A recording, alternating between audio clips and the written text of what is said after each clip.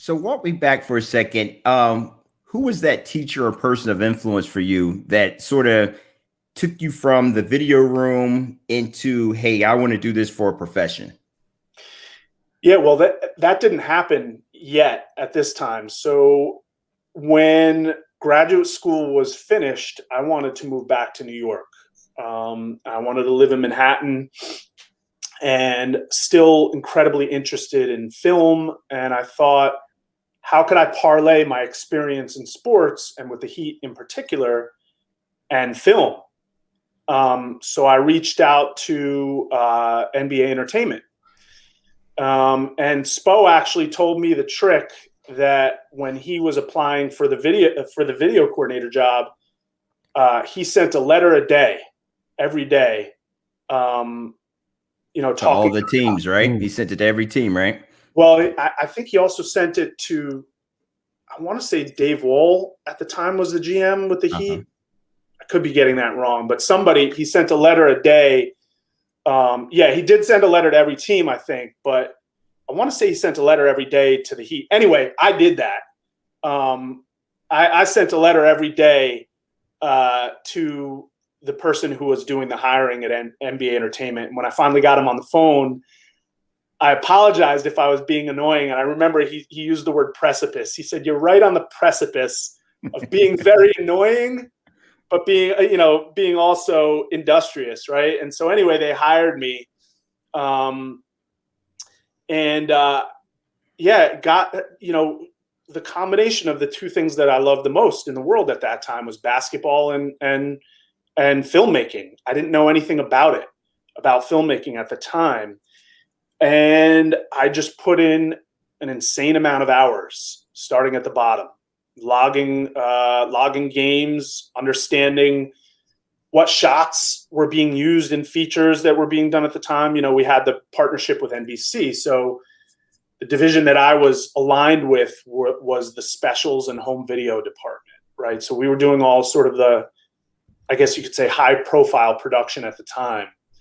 And I wanted to be an editor, and I finally got my shot. And that's where I really put in the minimally 10,000 hours of editing. And I feel like that's where I realized not only can I be pretty good at this, but I love it. I love editing.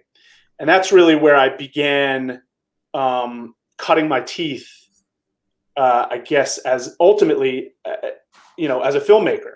I think it's so important to learn the aspect and the technique of editing and spend time doing that, because when you're in the edit room, obviously you're saying to yourself, "Oh shit, I wish I had a shot of this," or "I wish the producer would have covered it this way or gotten this angle."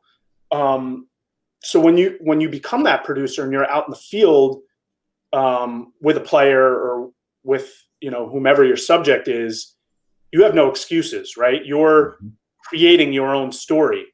And so when you get back in the edit room, if you don't have those shots, you only have yourself to blame. So I learned that very quickly, and sort of worked my way up, realized that I also had a knack for connecting with players, with athletes, and being out in the field and developing relationships with those guys. So yeah, taking that and sort of in parallel honing my craft as far as storytelling. But to answer your question, when you started, you said, who was it that took me under their wing? There was a guy there by the name of Jim Podderitz. I don't know if you guys have talked to him yet. No. Pod, who's incredible. He directed the Lakers Celtics 30 for 30 Best of Enemies. Best of Friends, Best of Enemies. Best of Enemies. He also produced Survive and Advance. He does a lot of work with John Hawk. Mm-hmm. He was running the division at the time, and he was a guy that would pull all-nighters constantly. I would come in at 8 or 9 in the morning, and he would be passed out asleep in his edit room. And, that was like a badge of honor.